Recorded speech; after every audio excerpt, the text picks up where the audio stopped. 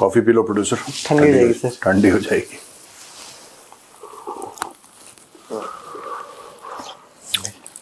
सुड़ की कॉफी। और प्रधानमंत्री यार की तुम विदेश की यात्रा पे। यार वो तो प्रधानमंत्री है ना, हाँ। हम तो छोटे हल्के लोग हैं यार, हमें संडे को तो हद ही हो गई यार।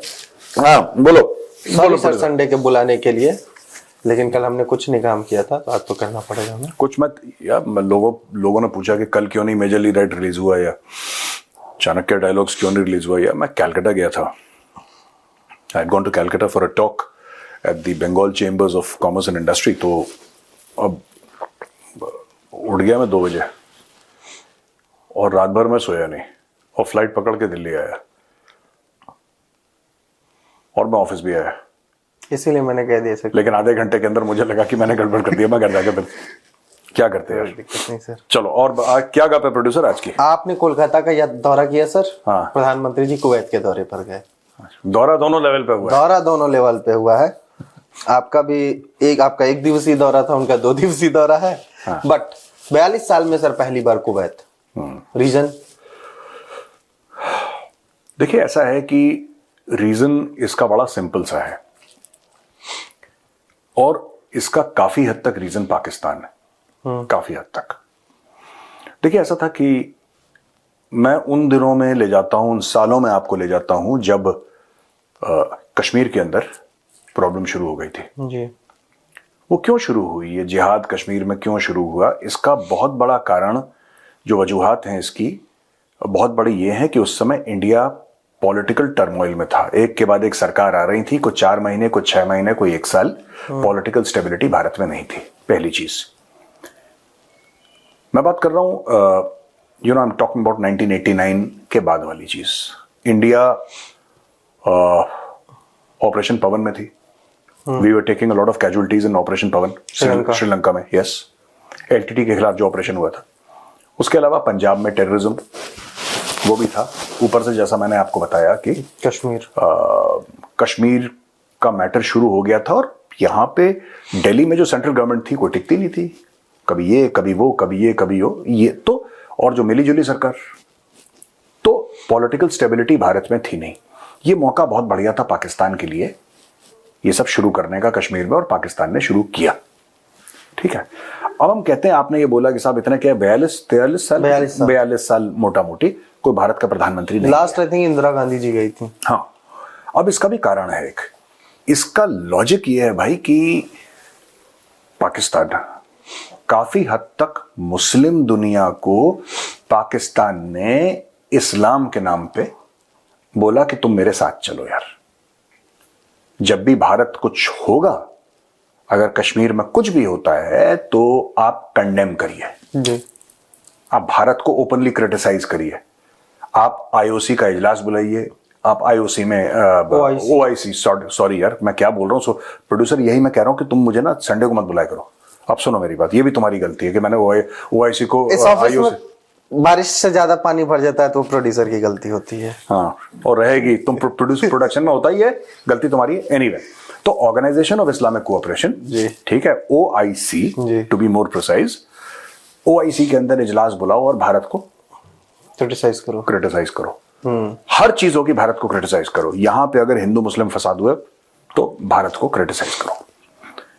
और पाकिस्तान कुछ हद तक सक्सेसफुल रहा, कई दशक, कई दिहाई पाकिस्तान सक्सेसफुल रहा भारत को कॉर्नर करना। और कॉर्नर उसने किस लिए, किस मेथड से करा? इस्लाम का इस्तेमाल करके। वो चीज की 80 भी मुसलमान थे तो 80 भी मुसलमान, बस, और कुछ नहीं था। ये आपने कुवैत की बात करी, आप पूरे जितनी भी जीसीसी कंट्रीज हैं आप उनकी बात कर लीजिए, आप जितने भी पूरी मुस्लिम दुनिया है। मोदी जी के आने के बाद क्या चेंज हुआ मैं आपको बताता हूं। मोदी जी के आने के बाद ये चेंज हुआ कि ही सेड कि इसको, ये जो गठबंधन है इनका, इसको कैसे आप भंग कर सकते हैं, कैसे तोड़ सकते हैं। आप ऐसे तोड़ सकते हैं इसको कि सबसे पहले आप मुस्लिम दुनिया को, खासतौर से जो अमीर मुस्लिम मुल्क हैं, आप उनको ये बताइए, बिकॉज अमीर मुस्लिम मुल्क हैं, they will seek political stability, they will seek political stability. आप एक बात देखना, Saudi Arabia is very politically stable, very politically stable. Saudi Arabia हिलता नहीं, ऐसा है बिल्कुल जैसे कि हाँ एयरक्राफ्ट कैरियर टाइप का है वो बस। यूएई, सऊदी अरब, यूएई, कुवैत, बहरीन, जॉर्डन, ये सब, जॉर्डन भी एक लेवल में आप इसको अगर कोने में डाल दो, जॉर्डन का 50-50 केस मानो, ये कतर सर, कतर, ये सारी की सारी जो अमीर मुस्लिम देश हैं, दे अमीर होने के अलावा they are politically highly stable, बहुत sir, and they love stability. अच्छा, मोदी डॉक्ट्रिन इसमें क्या कहती है? मोदी डॉक्ट्रिन ये कहती है कि यार देखो सुनो, रिलीजन तुम्हारा पर्सनल मैटर है जी। तुम घर में 5 वक्त नमाज पढ़ो, तुम रोजे रखो, तुम ज़कात दो, तुम हज के लिए जाओ, तुम उम्रे के लिए जाओ, that is your personal business. एक नहीं तुम 10 बार हज करो, 10 बार नहीं तुम 100 बार उम्रे करो, तुम्हें कौन रोक रहा है? There is no problem. लेकिन जो मुल्क है ना, मुल्क किस पे चलते हैं? डॉलर पे। मुल्क डॉलर पे चढ़ते हैं, मुल्क रिलेशनशिप पे और personal interest, shared mutual interest पे चलते हैं। अब आज की तारीख में जितने भी मुस्लिम मुल्क हैं, अमीर मुस्लिम मुल्क, सब ने मोदी जी को बोल रखा है कि highest civilian award, highest civilian award. क्यों? क्योंकि आपको कॉमनैलिटी ढूंढनी है ना भाई प्रोड्यूसर। पाकिस्तान ने क्या कॉमनैलिटी ढूंढी कि 80 भी मुसलमान थे तो 80 भी मुसलमान, यही ढूंढा पाकिस्तान ने। अब उसका चार्म खत्म हो गया, और पाकिस्तानी इतने शॉर्ट साइटेड हैं उनके फॉरेन ऑफिस वाले, उनको यह पता था कि 80 भी मुसलमान तो 80 मुसलमान। ये 1971 में फेल हो गया था, क्योंकि बांग्लादेश एक अलग टेस्ट केस है दुनिया की हिस्ट्री में कि east Pakistan was the majority. यहां पे मेजॉरिटी ने माइनॉरिटी को बोला कि भाई साहब हम आपसे बड़ा परेशान है, हम भाग रहे हैं। This is the first time in the history of modern, I mean in the modern era, देश बनते हैं, देश टूटते हैं, ये नेचुरल सी बात है, होता है। ये पहली बार ऐसा हुआ है कि एक अक्सरियत ने, एक मेजॉरिटी ने माइनॉरिटी को बोला कि भाई साहब हम अलग हो रहे हैं, आप हमें माफ करो, अब आप झेले नहीं जा रहे हमसे, राइट? ईस्ट पाकिस्तान बांग्लादेश बन गया, ठीक है ना? पाकिस्तान ने तब भी अपना सबक नहीं सीखा, वही पुराना चूरन कि 80 भी मुसलमान थे, तुझसे मुसलमान। मोदी ने इसको नलिफाई कर दिया। आज की तारीख में तुर्की पीछे हट गया, अब तुर्की, मलेशिया, कोई कश्मीर के बारे में बोलता ही नहीं है। सर सबसे बड़ा झटका लगा, अभी यूएन में गया अर्दोगान, उसने कश्मीर का नाम नहीं लिया। नहीं यार देखो ना, अर्दोगान को, किसी को भी क्या चाहिए आज की तारीख में? ये कहते हैं ईमान तकवा जिहाद फी सबीलिल्लाह ना, पाकिस्तानी आर्मी, कि काफिरों के खिलाफ हमें जिहाद करनी है।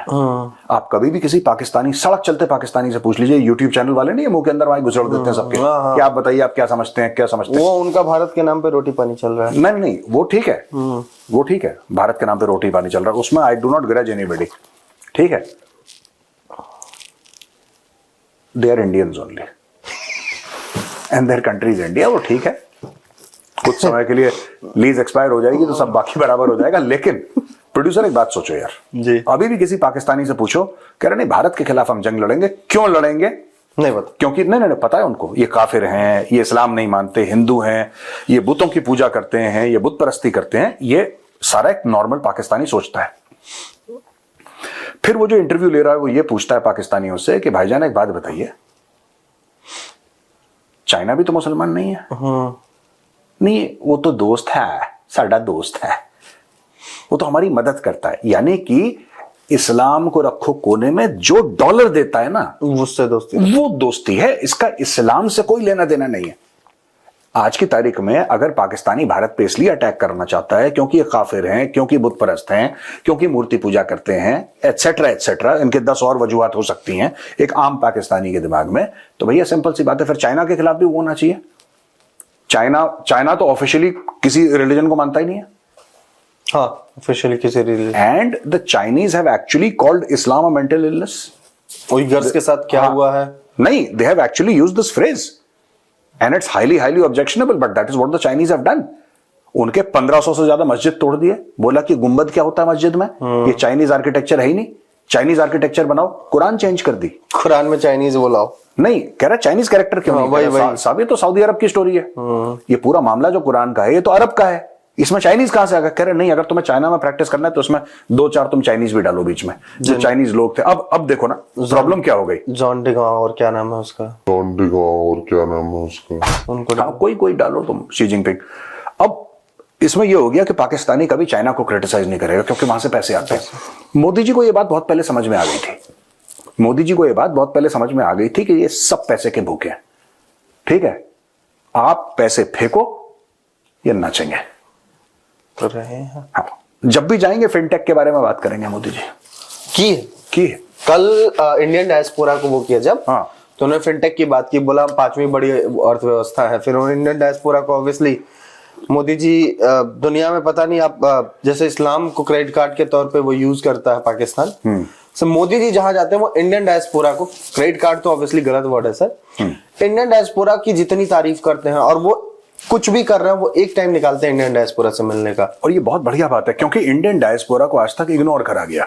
यार वो भी तो इंडियन है, चाहे वो भारत के सिटीजन हो ना हो, वो कहीं पे भी सेटल्ड हो, वो यूएस में हो, यूके में, कहीं पर भी हो, at the end of the day they are Indians. यार दिल में हिंदुस्तान है, दिल में हिंदुस्तान है। You have to respect them and hats off to prime minister Modi, वो उनकी रिस्पेक्ट करते हैं, पहली चीज। दूसरी चीज ये है कि मोदी जी के दिमाग में ये है कि जितने भी डायस्पोरा वाले हैं कुवैत में, देखो ना, they are ambassadors of India. ये क्यों एम्बेसडर है सर? एम्बेसडर से याद है, सॉरी मैं रोकूंगा, कल 101 साल के एक रिटायर्ड आईएफएस ऑफिसर से भी मिले सर वो। अच्छा, मोदी जी, हाँ हाँ, वो व्हील चेयर पे आए थे, उनको लेके आया गया था। मोदी जी उनसे मिले, 1-2 मिनट खड़े होकर बातचीत की।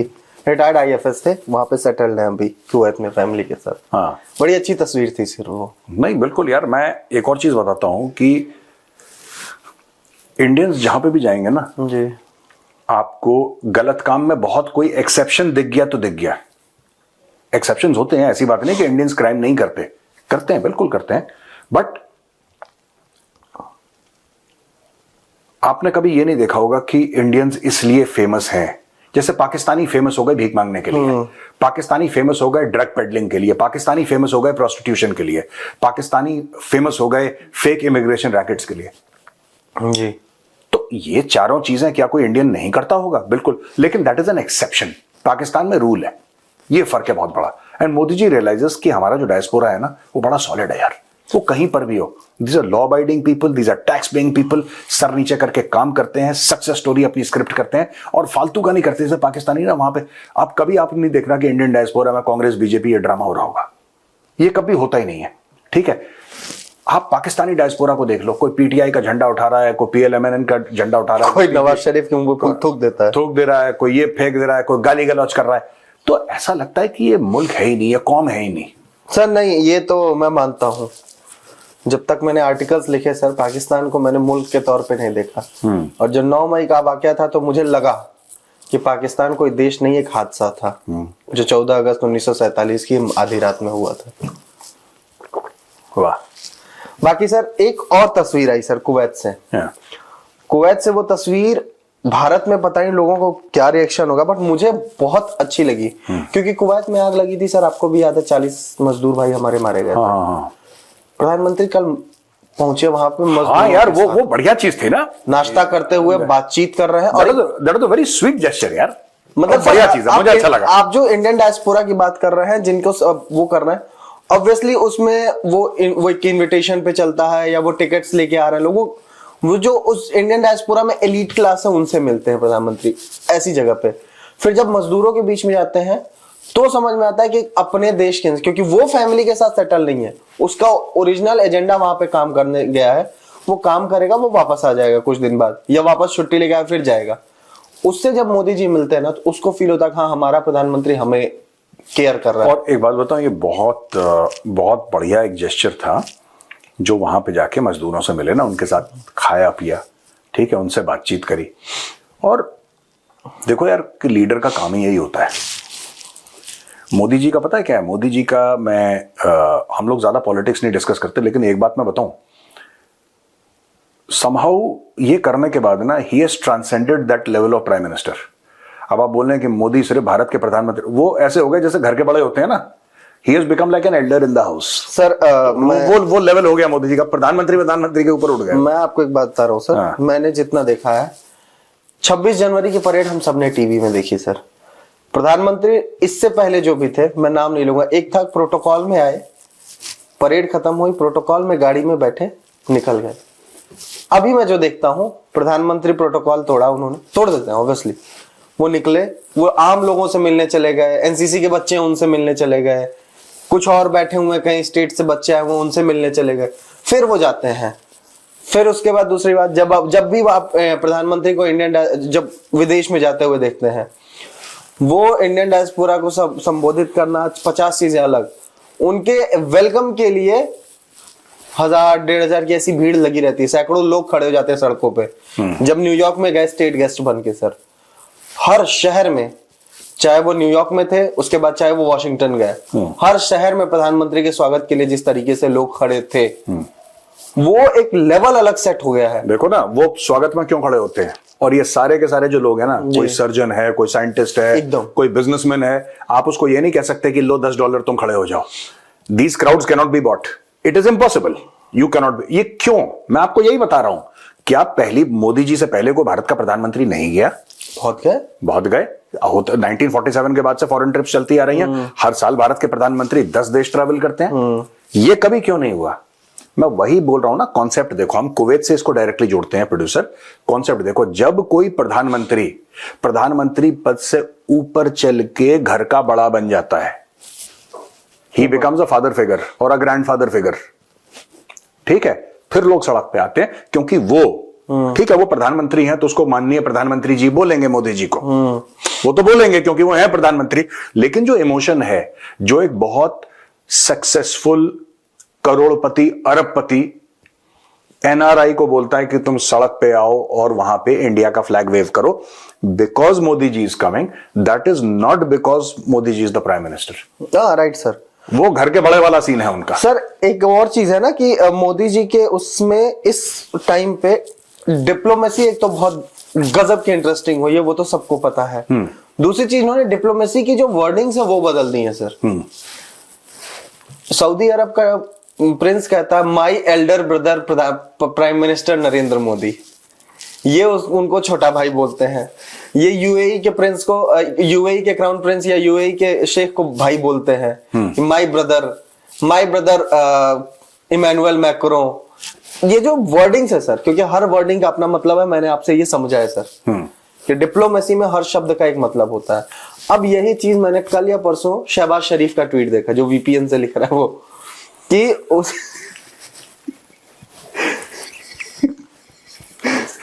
सर तुम प्रोड्यूसर सीरियस में भी सर पाकिस्तान आ जाता है सर, पता नहीं कैसे जूते के नीचे पूर्वांचल का झंडा लहराए रहो। ठीक है प्रोड्यूसर, बताओ। तो उसने भी एर्दोगान को माई ब्रदर लिखा।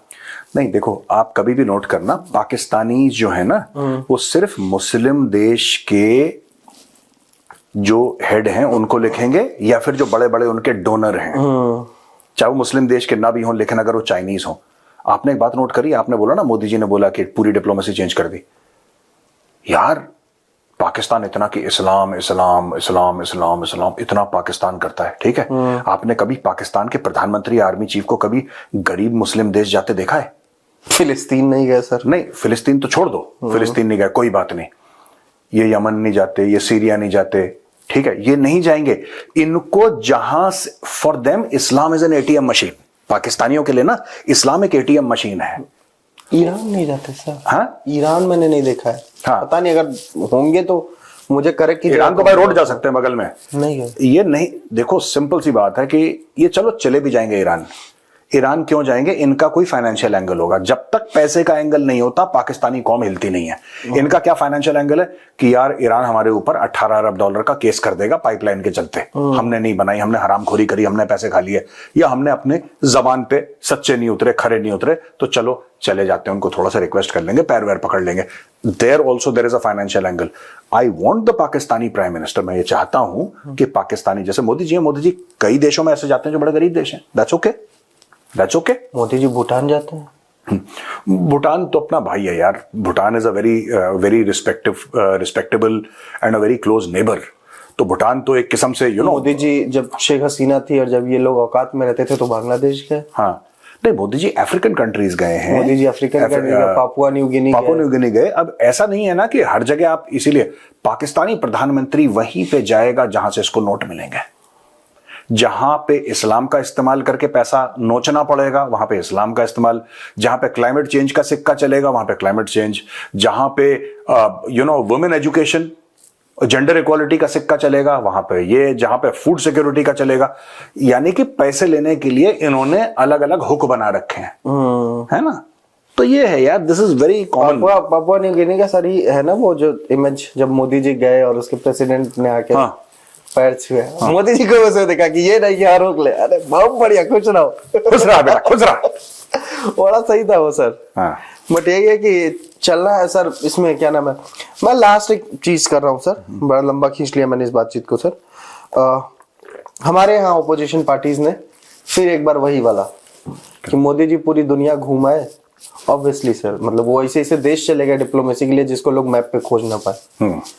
मोदी जी पूरी दुनिया में जा रहे हैं, मणिपुर तक नहीं जा पा रहे हैं, और मणिपुर का कल परसों से एक वीडियो सर्कुलेट हो रहा है, कब का है नहीं पता, बट वीडियो सही है, ये बात तो है। एक यूएस आर्मी का वेटरन है जो कुकीज के बीच में हथियार बांट रहा है सर। प्रोड्यूसर, मैं एक बात बोलूं, ये मैंने कई वीडियोस में, दर्जनों वीडियोस में मैंने ये बोला है कि इसमें फॉरेन हैंड है, ठीक है, और अगर मोदी जी नहीं जा रहे, कारण होगा, कोई कारण जरूर होगा। उनको मिनिस्ट्री ऑफ एक्सटर्नल अफेयर्स या होम मिनिस्टर बोला होगा, सर आप मणिपुर मत जाओ, क्योंकि मीडिया को पूरी जानकारी होती नहीं है। मीडिया क्या करती है कि जो मीडिया को समझ में आता है मीडिया उछालती है, और ये सब होता है, राइट। मैं आपको एक बात बताता हूं, ये बात मैं अपने वीडियो में बहुत पहले से बोलता आ रहा हूं, साल भर हो गया मुझे याद। एक पॉडकास्ट हमने करा था जनरल नायर के साथ, हाँ, lieutenant former DG Assam rifles के साथ, और उन्होंने भी यही बात बोली थी। ये तो अभी मीडिया अभी बोल रहा है ना कि फॉरेन इंटरफेरेंस है, और ये वो इंडिया टुडे का भी आर्टिकल आया है कि फॉर्मर अमेरिकन सोल्जर्स हैं वहां पे, एलोन मस्क के स्टारलिंक के वो मिले, सैटेलाइट्स मिली, हाँ वो सैटेलाइट फोन्स का जो भी है इक्विपमेंट, वो सब स्टारलिंक का मिला है। जनरल नायर ने तो 2-3 महीने पहले ही बोल दिया था, और हम उसके पहले से बोलते आए हैं। इनको जनरल नायर का एक वो थोड़ा सा क्लिप दिखा देते हैं। हाँ ठीक है सर। फॉरेन इंटरफेरेंस होता है सर? फॉरेन इंटरफेरेंस कब नहीं रहा है? मैं अगर आपको ऐसे सवाल पूछूं, let's go back to the 50s, probably since you have this experience with the Nagas. Sure. When did the Naga movement start? It started way back in 1918 when the Naga Club was formed. Yes, sir. When the Naga labor came back from World War I. Sure. They realized we are an identity and we have to create an identity like they saw in the World War from where they came. Sure. So they formed what was called as Naga Club. Then it became NNC. Then as they started progressing towards independence, they asked for a separate identity, a separate land. In fact, you would know they declared independence on 14th August 1947, one day before our independence. So it is, while all this is happening over a certain period of time, surely there were people noticing. और फिर इनका plebiscite हुआ early 50s में, जहाँ इन्होंने कहा कि most of our people, 99% of our people want to separate from India. Now, you think somebody was not watching? China surely would have been watching. This is just a few years before the 1962 war. And then 1967, what happens? The same Nagas, who by then had started fighting the Indian administration, the security forces, army and Assam Rifle. 56 they started. In 67, the Nagas go across to China through Yunnan. They walk it through this treacherous route. They cross into China where they're received very well. They're looked after. They're armed subsequently. They're funded. ये तब से शुरू हुआ है. It's we're talking of 67. Sure. And then as the years went by, you had other factions also going there for support. You had the Mizos going. You had the Meitei insurgents going. Ulfa, sir. You had I'm coming in the sequence. In the sequence, sir. then the Ulfa. Sure. Then probably even the Tripura people who took up arms. So everyone has had some connect, and that connect is still not gone. You know, Paresh Burra is still there. Paresh Burra is still in Ruili. Yes, sir. So while Ulfa may have petered down in terms of numbers, in terms of their act, what makes us not believe that he's been used as a conduit for interfering in multiple ways? You don't have to necessarily, a video is enough. You send a video, arouse passions, and those people will there fight on your behalf. Sure. You don't necessarily, and you just supply weapons on the quiet. Then there's an angle of drugs also, sure, which is increasingly becoming a major threat, which everyone is aware. The relation between drugs and insurgent groups again is known to everyone. It's not peculiar here, it's everywhere. Yes, sir. Mafia and drugs are related. They go hand in hand. So there is also a drug mafia which is there in this. So there are multiple agencies and all of these would be used by China. Similarly, Pakistan has been there. Yes, sir. All through when we had our insurgent groups in the Chittagong Hills, the northeast insurgents, Pakistan was playing a big role in funding them. तो आपने देखा producer, ये जो मामला है ना मणिपुर का, it is not अरे यहाँ पे सरकार ये नहीं, और मुझे भी लोग कह रहे थे अरे मेजर साहब आप ये करते हो, यहाँ जाते हो, मणिपुर क्यों नहीं जाते। मैंने बोला भैया मणिपुर का खेल अभी तुम्हें समझ में नहीं आएगा। मणिपुर का बड़ा कॉम्प्लिकेटेड खेल है, ये सिर्फ कुकी मेथीज का खेल नहीं है, एक गोरे आदमी का खेल है। ये गोरे आदमी का खेल है, और यही मणिपुर का खेल है जिसकी वजह से शेख हसीना की सरकार निपटी है। सेंट मार्टिन आइलैंड्स का खेल है, और सेंट मार्टिन आइलैंड्स कहां है? सेंट मार्टिन आइलैंड को अगर यहां पे देखो, उसके बिल्कुल सामने क्या है? टेकनाफ हल्का सा ऊपर हो गया, और यहां पे अराकान आर्मी, रखाइन वाला एरिया, अभी जहां पे क्लैशेस हो रहे हैं, ये वही चीज है। It is part of the same game. अच्छा, लोग ना they can not think beyond, मैं सब लोगों की बात नहीं कर रहा, I am not talking, our subscribers generally they know stuff, I mean geopolitics में इंटरेस्टेड लोग हैं तभी हमें देखते हैं, बट जनरली लोग ना वही प्रिज्म, बीजेपी, कांग्रेस, ये अमित शाह जी ने बोला, ये राहुल गांधी ने बोला, ये हो गया इसलिए। भाई ये जो हो रहा है ना इस वक्त मणिपुर में, it is not politics, it is geopolitics, और ये हमारी लोकल पॉलिटिक्स से बहुत बहुत बहुत बड़ी है। ये अलग गेम चल रहा है मणिपुर में। मणिपुर एक टेस्ट केस है। इमरान खान को निपटा दिया, शेख हसीना को निपटा दिया, बशार अल असद को निपटा दिया, राइट? ये कैसे निपटे? इमरान खान को क्यों निपटाया? वो जेल में क्यों है? कोई पूछे? अच्छा, Sheikh Hasina, what is the reason? वो भारत में है, वो वहां से भाग गई। बशार अल असद, अचानक इतने सालों से कुछ नहीं हो रहा, सब कुछ चुपचाप, अचानक 10 दिन के अंदर एक फौज आती है, कहां से उठ के आती है, नोबडी नोज, एंड खट खट खट खट खट, Bashar al Assad gone to Russia. ठीक है भाई, ये टोटल स्टोरी है, ये बहुत बड़ा गेम चल रहा है मणिपुर में, right? And there are so many things, there are hardcore foreign players involved, यहाँ पे अमेरिकन डीप स्टेट इन्वॉल्वड है। ये इतना नहीं है, ये सिर्फ कि यहाँ पे क्यों नहीं गए मोदी जी, क्यों नहीं गए, इनको बस वही चीज है कि मैं इस चीज में अगर वो नहीं जा रहे तो इनका पीछा पड़ जाओ, और ये में कि क्यों नहीं गए मणिपुर, क्यों नहीं गए मणिपुर। मणिपुर का सोल्यूशन कहीं और है, और मणिपुर का सोल्यूशन मणिपुर में नहीं है।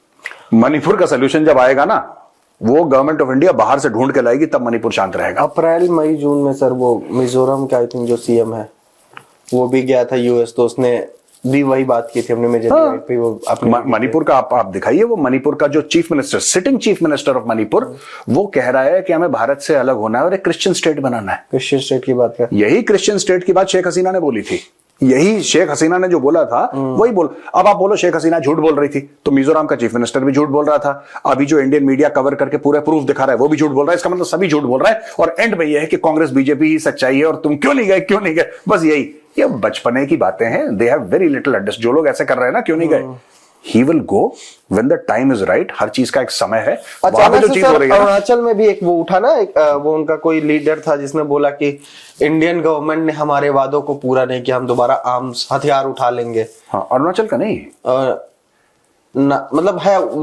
नागालैंड का। हाँ, नागालैंड, यस। मतलब I am sorry if I am wrong, Nagaland का, या मुझे याद नहीं आ रहा स्टेट सर, उसने बोल भी दिया था कि हम भी हथियार उठा लेंगे।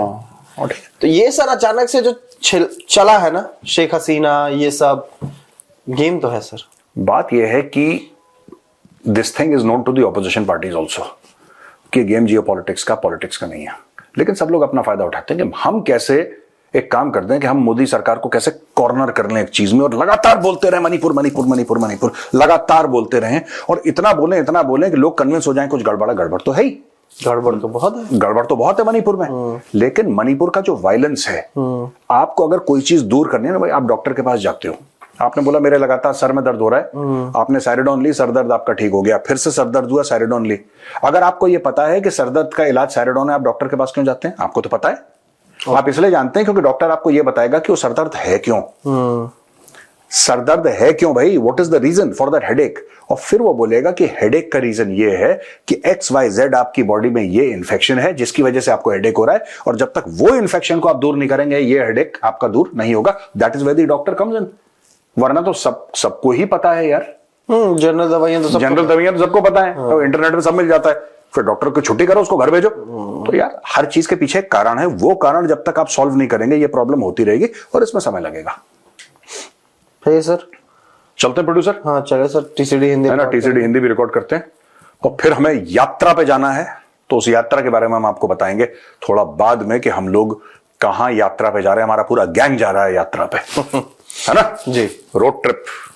ठीक है, चलो ऑल राइट, राम राम भैया, नमस्कार।